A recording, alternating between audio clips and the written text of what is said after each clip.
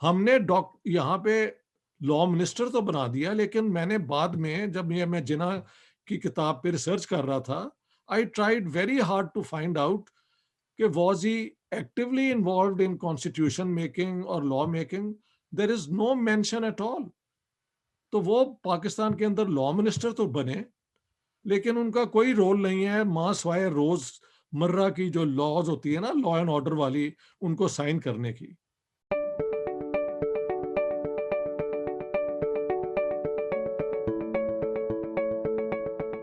खुश आमदीद। आप देख रहे हैं व्यू पॉइंट और मेरा नाम है अब्बास। आज 29 जनवरी है। पाकिस्तान के पहले वजीर कानून जोगेंद्र नाथ मंडल साहब की बर्थडे। वो कौन है, उनकी जिंदगी का मामला क्या है, और क्यों पाकिस्तान और इंडिया के पार्टीशन के सिर्फ 3 साल बाद वो इंडिया वापस चले गए। ये तमाम चीजें समझने के लिए आज हमने दावत दी है डॉक्टर इश्तियाक अहमद साहब को। किसी तारुफ के मोहताज नहीं है। अवार्ड विनिंग हिस्टोरियन हैं, बुक राइटर हैं। उनकी किताब the garrison state, Punjab partition और जिन्ना बहुत मकबूल है, और हमें वो पहले भी वक्त दे चुके हैं। और आजकल वो स्वीडन में स्टॉकहोम यूनिवर्सिटी में प्रोफेसर एमेरिटस हैं। डॉक्टर साहब, बहुत शुक्रिया आपके वक्त का। बहुत-बहुत मेहरबानी अब्बास हैदर साहब, आपके साथ कई नशिस्तें हो चुकी हैं और मैंने नोट किया है कि बहुत से लोगों ने उन्हें फ़ॉलो किया है और आपकी डेडिकेशन जो है ना, सच को आगे अवाम तक लाने की, you are second to none. तो जी, अब्बास साहब, जो आप सवाल करना चाहें, आई एम एट योर जी, डिस्पोज़ल। मुझे मुझे इजाज़त दीजिए। आपने ज़रा नवाज़ी फरमाई, मुझे बहुत शुक्रिया आपका। दूसरी बात ये, जो आपने फरमाया कि मंडल साहब पे ज़्यादा चीज़ें लिखी नहीं गई, यही वजह है कि आज हम उन पे बात कर रहे हैं कि तारीख़ के वो पहलू जो हम नहीं जानते, वो हम जी। आपसे सीख सकें। डॉक्टर साहब, सबसे पहले ये मुझे बताइए, जोगेंद्र नाथ मंडल, ये थे कौन? अगर आप इनकी ज़िंदगी का, इनके पॉलिटिकल पूरी नैरेटिव का नक्शा खींच सकें मेरे लिए। देखें, जोगिंदर नाथ मंडल जो हैं, ये जो कास्ट सिस्टम की ओप्रेस्ड लोग हैं ना, जिन्हें कहा जाता है, पहले कहा जाता था अछूत, बाद में उन्हें हरिजन कहना शुरू कर दिया और अब वो खुद अपने आप को दलित कहते हैं। Dalit means people who have been historically pressed into the ground, यानी रिप्रेस, उन्हें ओप्रेस किया गया है। तो ये उनका सेल्फ आइडेंटिटी है, जिसको अब हम दलित कहते हैं, ठीक है? और वो फॉर्मर ईस्ट पाकिस्तान के शायद बारिसाल डिस्ट्रिक्ट में पैदा हुए थे और खैर, आम बड़े हालात में पैदा होने के बावजूद उन्होंने एजुकेशन हासिल की, क्योंकि उस ज़माने में इस किस्म की रिफॉर्म्स आ चुके थे कि शेड्यूल्ड कास्ट्स उन्हें कहा जाता था। एक जनरल अंग्रेज़ों ने लफ्ज़ इस्तेमाल किया था, concept for many such oppressed castes. हाँ जी? जी। तो वो शेड्यूल्ड कास्ट को भी मौका मिलता था एजुकेशन का और वो लॉयर बने और वो वहाँ पे डॉक्टर अंबेडकर की जो थी ना, एक Dalit organisation, I think all India federation of Dalits या व्हाटएवर उसका नाम आप चेक कर लें, जी, जी। अ, उसके वो मेंबर थे, बट फ्रॉम बंगाल। ये उनकी बैकग्राउंड है। वो लॉयर थे, कलकत्ता के अंदर उन्होंने एजुकेशन हासिल की। ठीक है, फिर ये मुझे बताइए कि जब उनका तारुफ हुआ जंग आज़ादी की तरफ, तो वो उस तरफ कैसे आए? एक लॉयर होने के साथ-साथ वो उस तरफ किस तरह आ गए? देखिए, उस ज़माने में अ, कांग्रेस ही थी जो कि फ्रीडम स्ट्रगल को लीड कर रही थी, लेकिन उसके अंदर भी कई फैक्शंस थे। तो वो सुभाष चंद्र बोस का जो रेडिकल फैक्शन था, उसके सपोर्टर थे। लेकिन 1940 में जब या हाँ, जब अ uh, Subhash Chandra Bose resigned his post as president of All India National Congress, तो उन्होंने बोस बोस का साथ दिया और मेन कांग्रेस से वो दूर हो गए। बाद में जैसे पॉलिटिकल डेवलपमेंट हुई तो मुस्लिम लीग ने उनको अपनी तरफ रुजू करने की कोशिश की और मसलन पार्टीशन के वक्त एक सवाल उठा कि बंगाल का क्या फ्यूचर होगा। तो सुभाष चंद्र बोस तो आपको पता है 41 में ही left India and gone to Russia and then to Germany and then he also went to Japan. लेकिन उनके भाई जो हैं सदर बोस और शरद बोस और सोहरवर्दी, ये वाला फैक्शन चाहता था कि बंगाल को एक अलग डोमिनियन बनाया जाए, एक पाकिस्तान बने, एक इंडिया बने और बंगाल एक यूनाइटेड इंडिया, यूनाइटेड बंगाल भी बने। तो इन्होंने उसको सपोर्ट किया। अ, कांग्रेस ने कहा कि आप बंगाल की डिवीजन करें अगर आप सारे हिंदुस्तान की और की डिवीजन करते हैं मजहब की बुनियाद पे।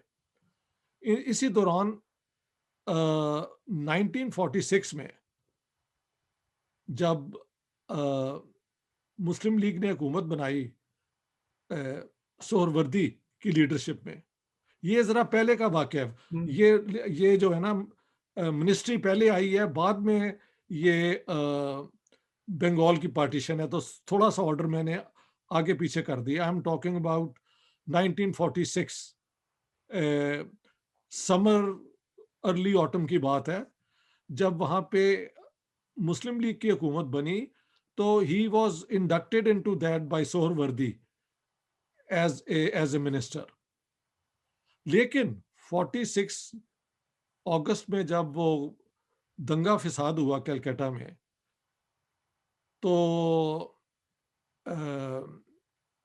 मंडल रिमेन्ड विद सोहरवर्दी, लेकिन ही कुड सी कि यहाँ पे कम्युनल राइट्स हो रहे हैं। पहले हिंदुओं पे अटैक हुआ है, फिर मुसलमानों पे हुआ है। इसके बाद नोआखाली में अटैक हुए हिंदू माइनॉरिटी पे, जहाँ पे मेरे ख्याल से जिन्होंने अटैक किया उनको ख्याल नहीं था कि हिंदुओं के अंदर एक अपर कास्ट होते हैं और एक लोअर कास्ट होते हैं। तो लोअर कास्ट के इनकी जो सब कास्ट थी ना, उसके लोग बड़े मारे गए। But still he remain with the Muslim League, और उनका पॉइंट ऑफ व्यू ये था कि कम से कम ईस्ट बंगाल के या बंगाल के जो मुसलमान हैं और जो दलित हैं, ये दोनों ओप्रेस्ड हैं क्योंकि लैंडलॉर्ड वहां पे हिंदू थे।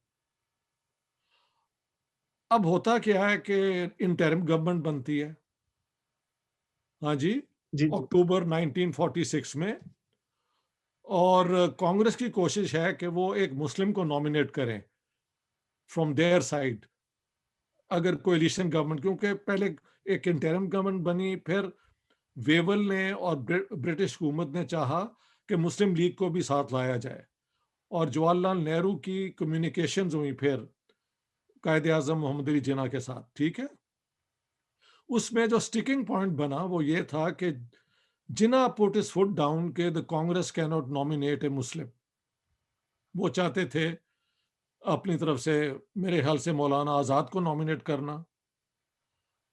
अ, लेकिन आखिर में जिन्ना साहब ने जब अपनी लिस्ट दी मिनिस्टर्स की, तो उसके अंदर जोगिंदर नाथ मंडल को नॉमिनेट कर दिया। हालांकि वेवल ने कहा कि आई रोट टू जिन्ना के please don't do this, this is a provocation to Congress, क्योंकि अगर एक मुसलमान को कांग्रेस नॉमिनेट नहीं कर सकती तो आप हैं ही मुसलमानों की पार्टी, तो आप एक सो कॉल्ड अनटचेबल को, शेड्यूल कास्ट के बंदे को क्यों नॉमिनेट कर रहे हैं। But Jinnah insisted.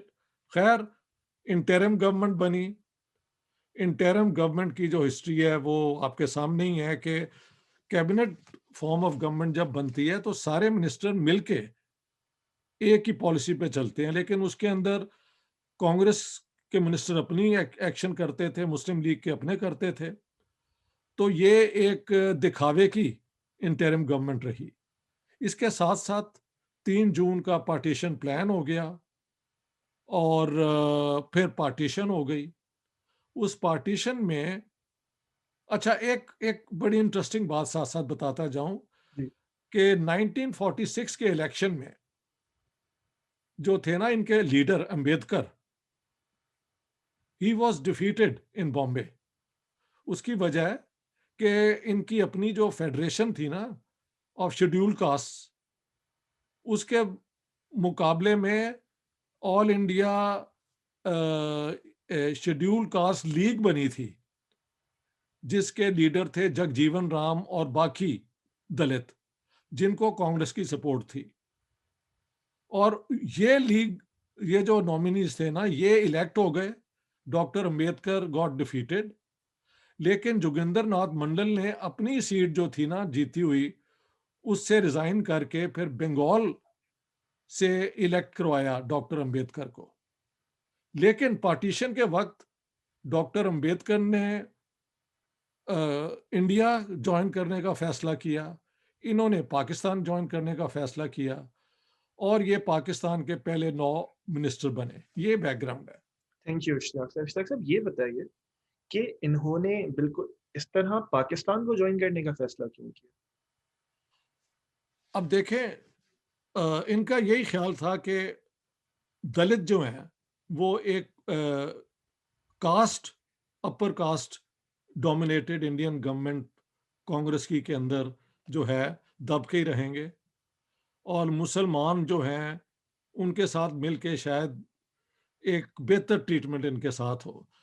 ये भी देखें कि जब पंजाब बाउंड्री कमीशन के आगे आर्गुमेंट्स हुई हैं, तो जो पंजाब के क्रिश्चियंस थे, उनके मेन लीडर्स दीवान एसपी सिंघा, और उन्होंने भी यही मौकफ लिया कि कास्ट रिडन इंडिया की बजाय हम अ, ये जो है पीपल ऑफ द बुक मुसलमानों के साथ मिलके हमें शायद क्रिश्चियंस को, ज्यादातर क्रिश्चियन जो कन्वर्ट्स थे वो तो शेड्यूल कास्ट से ही थे ना, तो उधर भी यही बात थी कि हम पाकिस्तान को ज्वाइन करेंगे। तो मंडल का ख्याल ये था कि इन पाकिस्तान जो जो हैं ये दलित शेड्यूल कास्ट, इनके साथ बेहतर सलूक होगा, क्योंकि इस्लाम के अंदर एक थियोलॉजिकल बेसिस नहीं है कास्ट सिस्टम की, वेर एज इन हिंदुइज्म ये कांग्रेस जो मर्जी कहे, लेकिन हिंदू अपर कास्ट डोमिनेशन होगी। तो इसलिए ये यहाँ रहे, अंबेडकर जो हैं वो इंडिया में रहे। और आपने जबकि ये पॉइंट बताया कि अंबेडकर इंडिया चले गए, तो इसका मतलब ये है कि तमाम दलित ऐसा नहीं सोचते थे। एक फ्रैक्शन उनका ऐसे सोचता था कि पाकिस्तान के साथ मामला बेहतर हो जाएगा। ये आपको अब्बास हैदर साहब एक पॉइंट समझाने की बात है जो मैंने जी। किताब में भी की है, और ये बहुत मेरी बहुत ओरिजिनल रिसर्च है। देखें, इसमें तो कोई शक नहीं कि हिंदुइज्म ने हिस्टोरिकली 2500 साल से भी ज्यादा अपने जो हैं सो कॉल्ड छूत दलित, इनके साथ जो सलूक किया है वो गैर इंसानी है। और लेकिन अंग्रेज के आने के बाद या मुसलमानों के आने के बाद जो तब्दीलियां आई, खासतौर पे अंग्रेज के आने के बाद, तो उन्होंने अपने इंटरेस्ट में जितनी डिवीजन्स थी यहाँ की उनको भी प्रमोट किया। ये कई किस्म के पैटर्न्स चल रहे हैं। हम्म, हम्म। प्रॉब्लम ये है कि मुसलमान एक जमाने में, उनकी जो अशराफी है यहाँ पे हुकूमत करती रही है 500-600 साल, लेकिन किसी बेचारे दलित ने तो 2500 साल में कहीं हुकूमत नहीं की। मुसलमानों ने भी उनके साथ कोई अच्छा ऐसा सलूक नहीं किया, तो कहीं भी उनको कोई रास्ता नजर नहीं था आता। डॉक्टर अंबेडकर की ट्रेजेडी ये थी कि सारे हिंदुस्तान में जो दलित हैं या ये शेड्यूल कास्ट उनकी जो हैं वो मौजूद थी, लेकिन किसी इलाके में वो मेजॉरिटी में नहीं थी। 15, 10, 20% पॉपुलेशन जो थी किसी भी प्रोविंस की कह लें या रीजन की, वो ये अनटचेबल्स ही होते थे।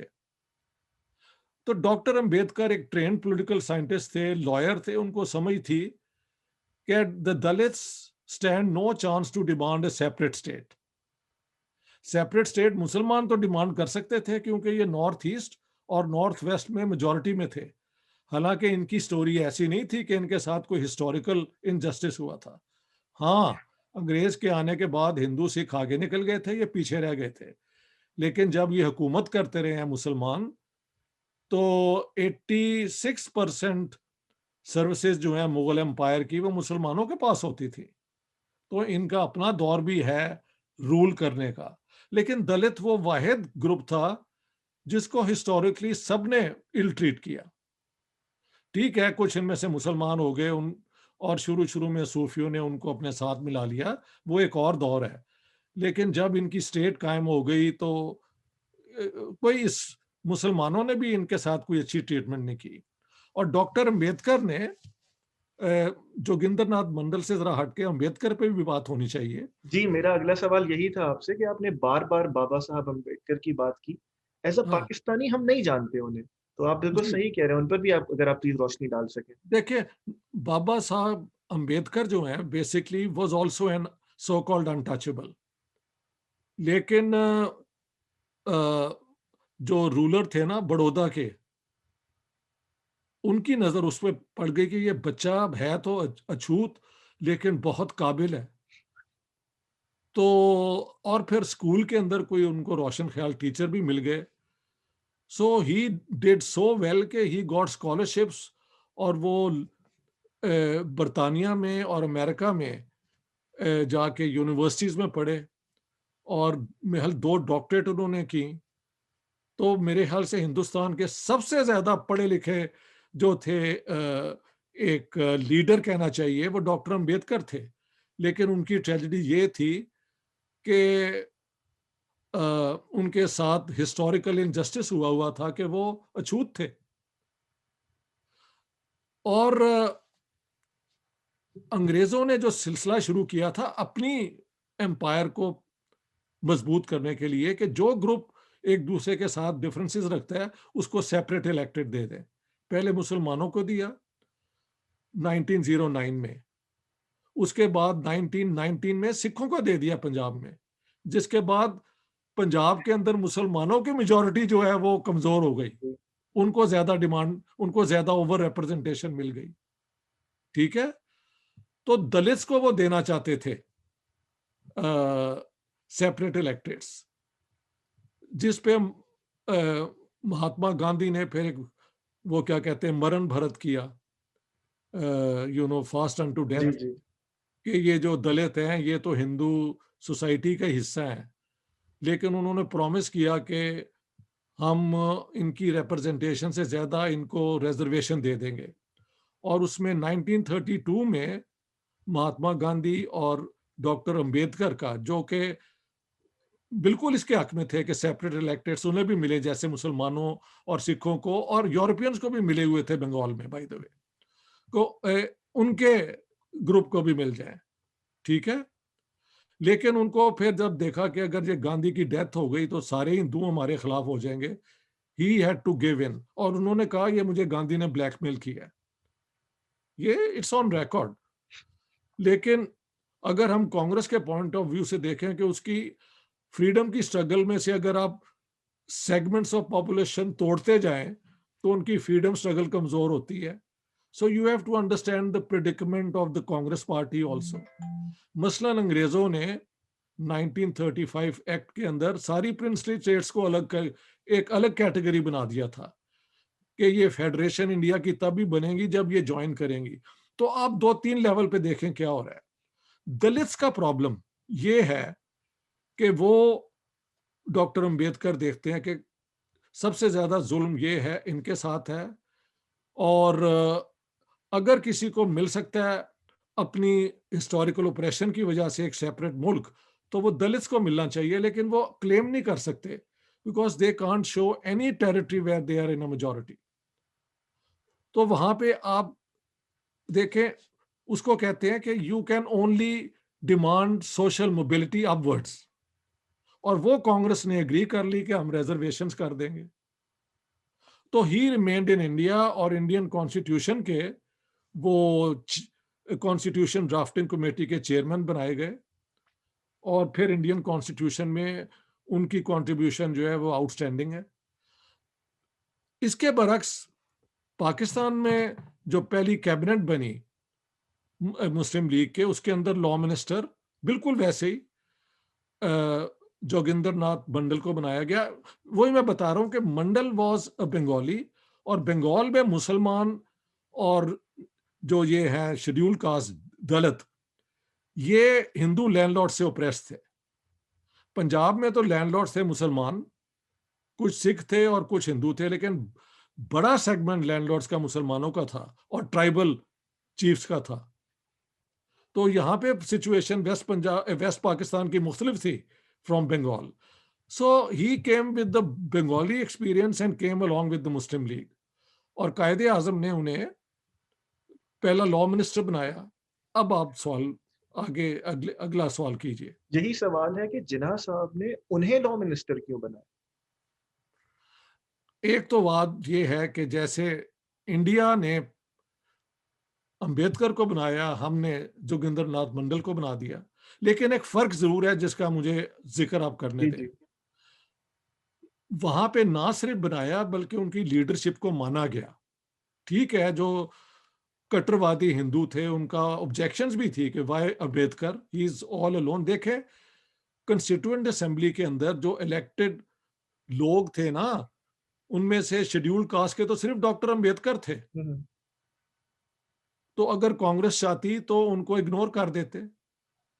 अगर उनको कॉन्स्टिट्यूशन मेकिंग ड्राफ्टिंग कमेटी का हिस्सा भी बनाया जाता तो चेयरमैन तो ना बनाते अगर कांग्रेस की सपोर्ट ना होती।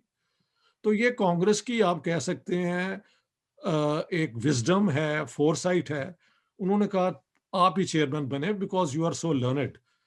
दो पीएचडी तो सिर्फ डॉक्टर अंबेडकर के पास थी ना। हम्म। हमने यहाँ पे लॉ मिनिस्टर तो बना दिया, लेकिन मैंने बाद में जब ये मैं जिना की किताब पे रिसर्च कर रहा था, I tried very hard to find out कि was he actively involved in constitution making or law making? There is no mention at all. तो वो पाकिस्तान के अंदर लॉ मिनिस्टर तो बने, लेकिन उनका कोई रोल नहीं है मां स्वाय रोज मर्रा की जो लॉज होती है ना, लॉ एंड ऑर्डर वाली, उनको साइन करने की। फंडामेंटल राइट्स कमेटी बनी थी एक, शायद उनका चेयरमैन भी बनाया था, लेकिन उसकी जीरो एक्टिविटी थी, नथिंग हैपेंड। और 7 मार्च 1949 को जब ऑब्जेक्टिव रेजोल्यूशन मुस्लिम लीग ने पेश किया और उस पर बड़ी बहस हुई, तो वो पूरी डिस्कशन जो है मेरी जिना किताब में है, कौन किस किसने क्या हिस्सा लिया और क्या पॉइंट ऑफ व्यू दिया।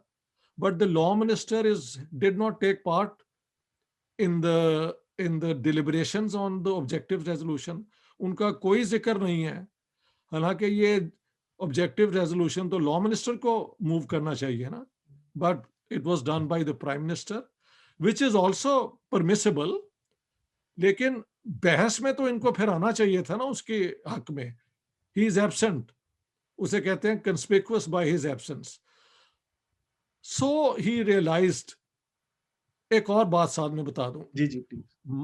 मार्च 1947 में जब कायदे आजम वेंट टू बंगाल, जहां पे वो कंट्रोवर्शियल उन्होंने कहा कि उर्दू जी। Will be the national language of Pakistan, तो वहां पे कई डेलीगेशन भी उन्हें मिलने आए।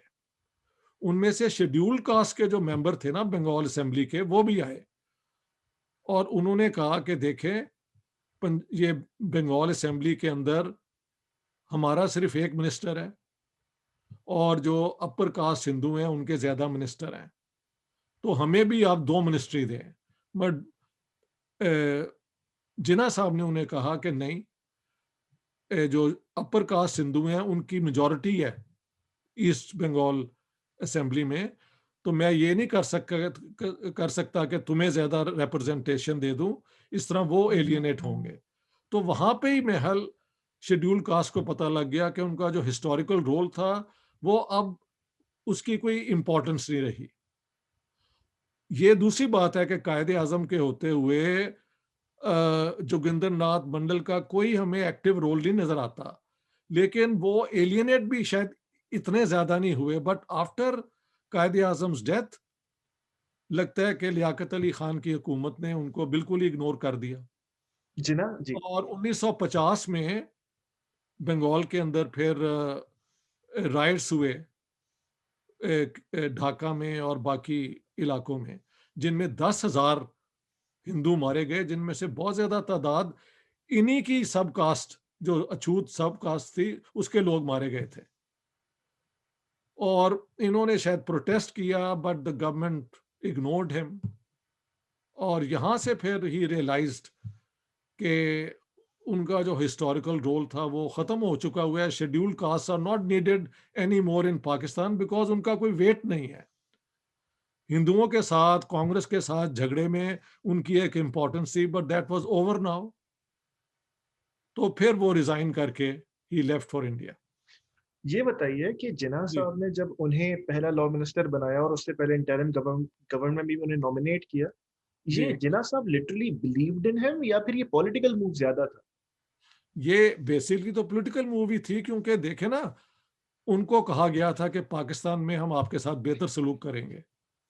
तो बेहतर सलूक किसी कॉन्क्रीट फॉर्म में होना चाहिए ना। मैंने आपको एग्जांपल दिया है, मार्च 1947 में when Jinnah goes to east Bengal, और वहां पे अपर कास्ट हिंदू भी आए हैं मिलने के लिए, जिनको जिन्ना साहब ने कहा है कि आप जो हैं यहाँ पे अपनी लॉयल्टी शो करें और आपके इंटरेस्ट को हम प्रोटेक्ट करेंगे। उसके बाद शेड्यूल कास्ट मेंबर्स भी आए हैं, और उन्होंने कहा है कि हमारी सिर्फ एक है सीट, हमको 2 सीटें दें। उन्होंने कहा नहीं, तुम्हारे नंबर्स कम है, तो मैं तुम्हारे मिनिस्ट्री नहीं बढ़ा सकता।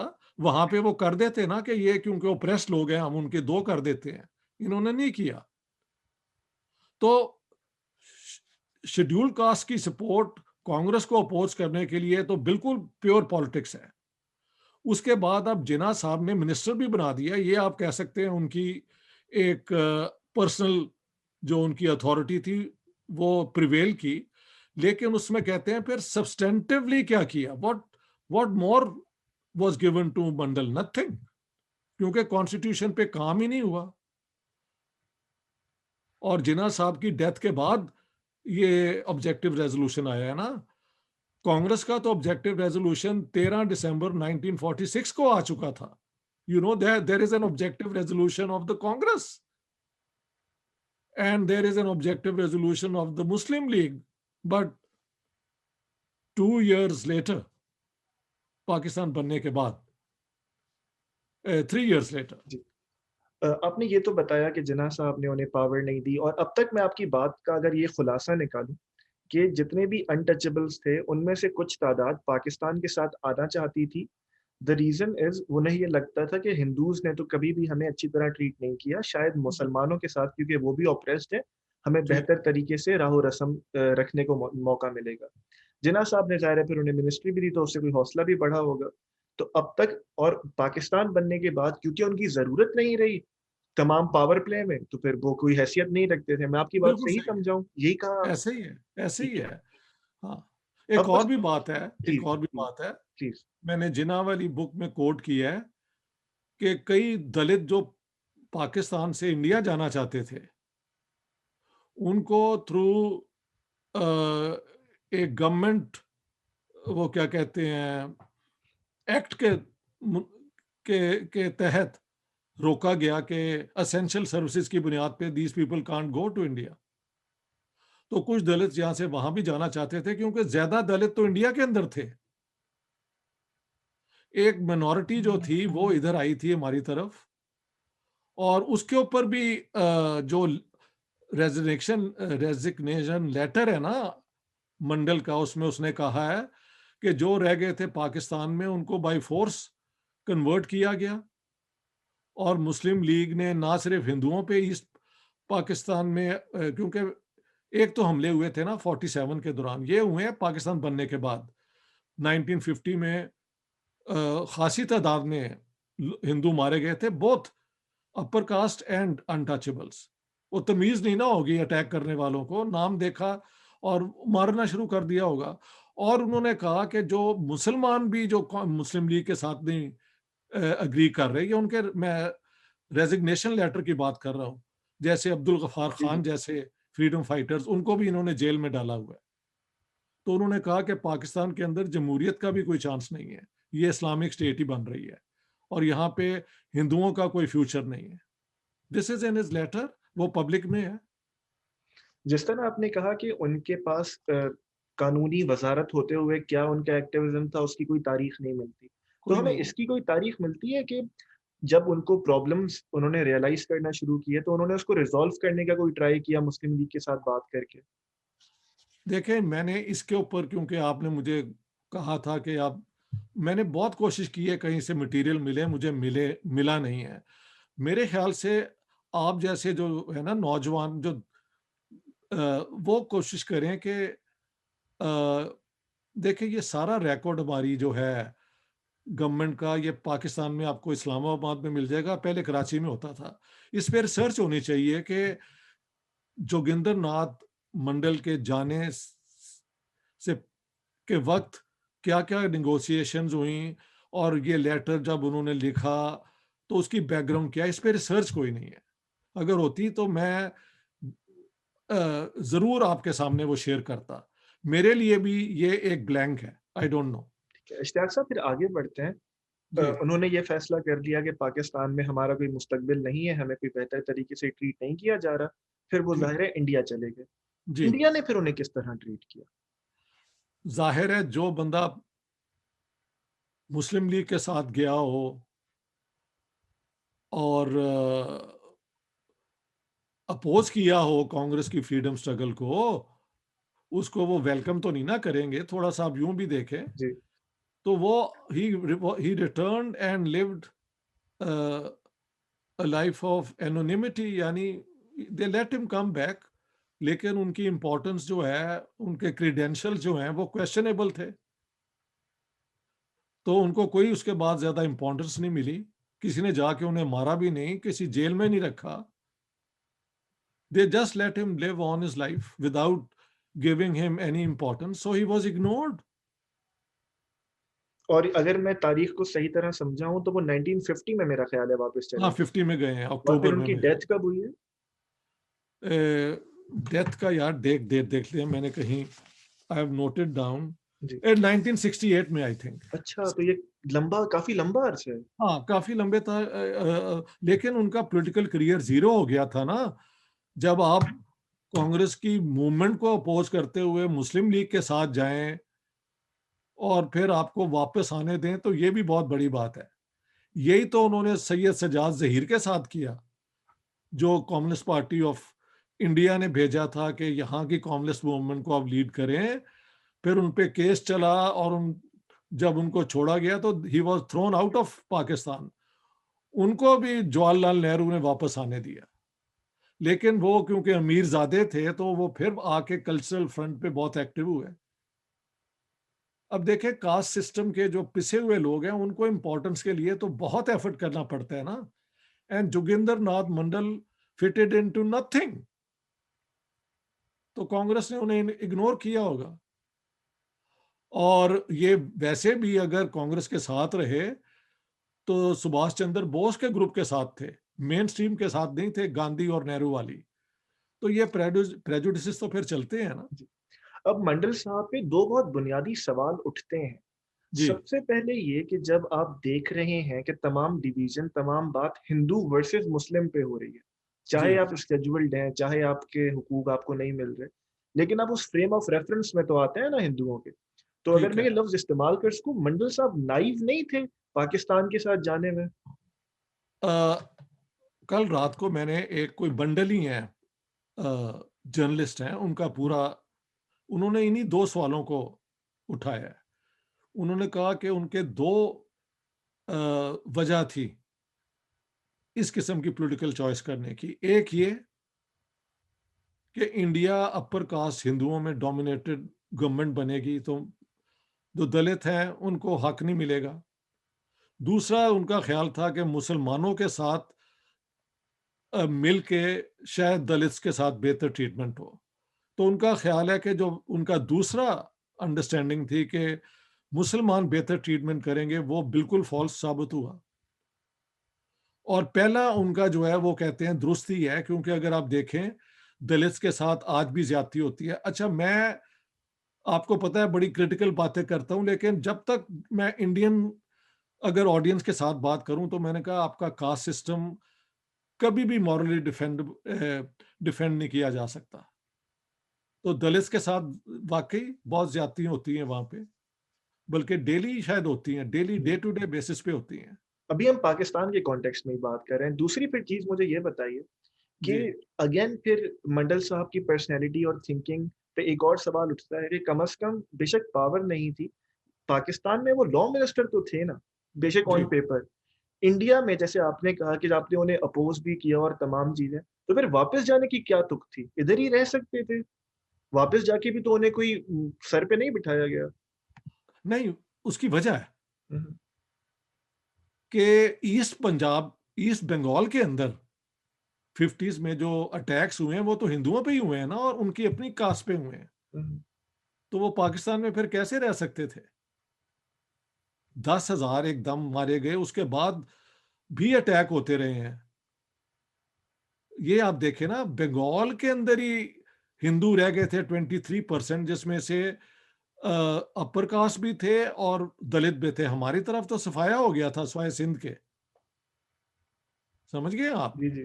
तो पाकिस्तान में फिर वो कैसे रहते जब हिंदुओं के ऊपर ही वो तो अपने उसमें रेजिग्नेशन लेटर में लिख रहे हैं कि हिंदुओं का कोई फ्यूचर नहीं है, इंक्लूडिंग जो मेरे दलित हैं, और वो मुसलमान जो मुस्लिम लीग को अपोज करते हैं उनका भी कोई फ्यूचर नहीं है। इसके मुसलमानों की हुकूमत के अंदर किसी का कोई फ्यूचर नहीं है, जो कि डॉक्टर अंबेडकर का वजह थी। उन्होंने कहा था कि मुसलमानों की जो सोच है उसमें गैर मुस्लिम की कोई पोजीशन नहीं होती। ये अगर आप देखें, Ambedkar was not sympathetic to Islam at all.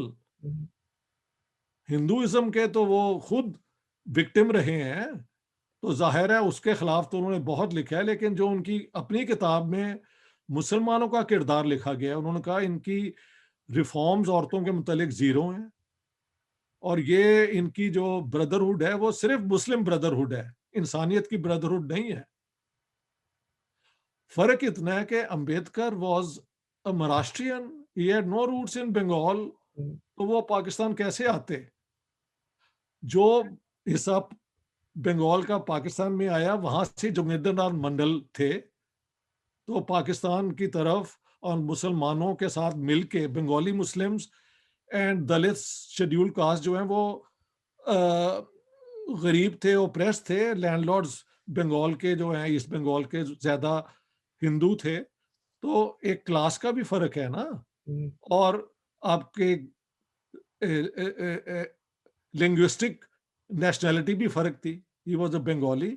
लेकिन अगर ईस्ट पाकिस्तान के अंदर ही अटैक हिंदुओं पे और उनकी सब कास्ट पे हो रहे हैं, तो how can he remain in Pakistan? उन्हें तो फिर वहां से जाना ही पड़ा ना, ही वॉज नॉट वांटेड। अच्छा, मैंने कहीं देखा है कि कोई उनके खिलाफ एफआईआर भी थी, कोई अच्छा। वारंट थे अरेस्ट के, लेकिन उसकी मुझे शायद इसकी वजह से वो पाकिस्तान से गए हैं, लेकिन I am saying it with a big question mark, hmm, क्योंकि ये मैंने उस पे ही पढ़ा है विकिपीडिया पे। उसकी लीड्स नहीं मिली कहीं भी। मैंने उसके बाद बहुत कोशिश की है कि क्या कोई वारंट इशू हुए थे उनकी अरेस्ट के। ये भी हो सकता है कि व्हेन ही लेफ्ट उसके बाद वारंट आए हों कि ही हैज अबैंडन्ड पाकिस्तान। ये तो लॉ मिनिस्टर थे, तो वो एक और बात है। जो चला जाए, भाग जाए, उसको आप उसके बाद वारंट भी इशू कर सकते हैं। लेकिन क्या उनके होते हुए ये वारंट आए थे, इस पे रिसर्च की जरूरत है। और मेरे पास, मैं तो स्टॉकहोम में बैठा हूं, I can't do it, somebody else must do it. शायद आज की गुफ्तगू के बाद इस पे रिसर्च हो कि what was Jogendra Nath Mandal's role in independent Pakistan as law minister. मेरी रिसर्च यही बताती है, और वो बहुत लिमिटेड है क्योंकि ज्यादा लिखा नहीं गया, कि he was a ceremonial law minister. Day to day अब साइन तो करने पड़ते हैं ना लॉ मिनिस्टर को, वो कर देते थे। लेकिन कोई उनका प्रोएक्टिव लीडरशिप हो फंडामेंटल राइट्स पे, जैसे डॉक्टर अंबेडकर की वहां पे नजर आती है, वो यहाँ पे I didn't find it. But at the same time I can not claim कि मेरी कोई डीप एग्जॉस्टिव रिसर्च है मंडल के करियर पे वाइल इन पाकिस्तान। ठीक है इश्तियाक साहब, अब ये मुझे, हम आखिरी सवालों की तरफ बढ़ते हैं। मुझे ये बताइए, जी बाबा साहब अम्बेडकर हों, या फिर बोस हो, मंडल हो, जब मैं पाकिस्तान में बड़ा हो रहा था, मैंने इनमें से किसी के बारे में पीएचडी में नहीं पढ़ा पाकिस्तान स्टडीज़ में। तो अब मैं अगर इसको इस तरह फ्रेम कर सकूँ सवाल को, ये सिस्टमैटिकली हमें नहीं पढ़ाया गया या फिर बस वो शायद इतने इम्पोर्टेंट थे ही नहीं कि उन्हें पढ़ाया जाता? देखिए, पाकिस्तान जिस बुनियाद पे बना था टू नेशन थ्योरी में, तो उसमें तो उनकी कोई इंपॉर्टेंस नहीं ना आप बता सकते। Why would they be important in the two nation theory narrative? वो तो मुसलमान नहीं थे। सिर्फ मुसलमानों की स्टोरी बताई गई है ना, कि इन्होंने कैसे स्ट्रगल दी और पाकिस्तान लिया, तो उसके अंदर कोई नॉन मुस्लिम का क्या रोल बताएंगे? लेकिन फिर कम से कम बुनियादी सवाल तो उठते हैं ना, अगर उनका रोल नहीं था तो फिर जिन्ना साहब ने एक इस्लामिक नैरेटिव होते हुए, इस्लामिक स्टेट होते हुए फिर उन्हें मिनिस्टर ही क्यों बनाया? सवाल तो फिर ये उठता है। वो ये कि सारी दुनिया को दिखाना था कि मुस्लिम लीग भी उतनी प्रोग्रेसिव है जितनी कांग्रेस है, क्योंकि उन्होंने वहां पे लॉ मिनिस्टर बना लिया था डॉक्टर अंबेडकर को, तो हमने भी बनाना था। ये this was all to prove at the time of formation of Pakistan के we are second to none. और 11 अगस्त की स्पीच जो है, हुँ, हुँ। वो बल्कि कांग्रेस की स्पीच से ज्यादा प्रोग्रेसिव है, आप जानते हैं। लेकिन वो अपनी किस्म की वाहिद स्पीच है और उस पर हम बात कर चुके हुए हैं। जी। One sunny day does not make a summer, and वो क्या कहते हैं, a bunch of swallows do not make a summer, ये शेक्सपियर का कहना है। बिल्कुल ऐसे ही। एक दफा कहने के बाद तो कोई बात नहीं ना बनती। जब ये इन्होंने बनाया था लॉ मिनिस्टर, तो फिर इनको देते ना फंडामेंटल राइट, जैसे कि कोई सुना है कोई कुछ ऐसे रेजोल्यूशन सा हुआ था, but there is no reporting of that anywhere. तो ये डेकोरेशन थी, बल्कि ये प्रोवोकेशन भी थी, हुँ, हुँ। हुँ, हुँ। कि कांग्रेस की जो डिमांड थी कि वो एक मुस्लिम को नॉमिनेट करें इन द इंटरिम गवर्नमेंट, उसको इन्होंने डिफीट करवाया और बरतानिया की हुकूमत और लॉर्ड वेवल को मानना पड़ा। लेकिन अपनी तरफ से इन्होंने एक दलित को नॉमिनेट कर दिया, हु वाज नॉट अ मुस्लिम, और वो भी मनवा लिया इंटरिम गवर्नमेंट में। हालांकि कांग्रेस की तरफ से Jagjivan Ram had been nominated for labour ministry, तो दो दलित थे इंटरिम गवर्नमेंट में, हुँ, हुँ। Jagjivan Ram for the Congress members and Jogindar Nath Mandal for the Muslim League ministers. तो मैं तो ये कहूंगा कि अपनी आइडियोलॉजी के खिलाफ नॉन मुस्लिम को इन्होंने नॉमिनेट भी किया और इंसिस्ट करके इंटरिम गवर्नमेंट में मिनिस्ट्री भी दिलाई। तो Jinnah in the end was on a collision, collide नहीं करते, हुँ, टक्कर हुँ। लेने के मूड में थे। तो उस टक्कर में Jogindar Nath Mandal is as is the counter to doctor Ambedkar. मुझे तो यूं नजर आता है। इश्तियाक साहब क्योंकि सबसे बड़ी बात है, प्लीज़, प्लीज़। मार्च 1947 में व्हेन ही गोज टू, मार्च 1948 यार प्लीज, जब जिन्ना साहब गोज टू ईस्ट हुँ, हुँ, हुँ। पाकिस्तान और शेड्यूल कास्ट डेलीगेशन आता है, तो वो कहते हैं नहीं, हम आपको एक्स्ट्रा मिनिस्ट्री नहीं दे सकते, एक ही मिलेगी। तो वहां से पता लग गया ना कि उनकी जो एक इम्पोर्टेंस 47 के पहले थी वो खत्म हो गई है। उनके वोट भी कम थे, और why should they upset anyone? ठीक है। इश्तियाक साहब बस आखिरी सवाल मेरी तरफ से फिर हम फ्लोर क्लोज़ करते हैं कि आपकी ये बात सुन के और पूरी ये बातें सुन के मुझे ये तासुर मिला कि पॉलिटिक्स, पावर प्ले, तारीख़ कितनी ज़ालिम चीज़ है कि जब तक आप काम के हैं तब तक आपको सर पे बिठाएँगे, फिर आप इस तरह रफ़ा हो जाएँगे, कभी आप थे किसी को पता भी नहीं चलेगा।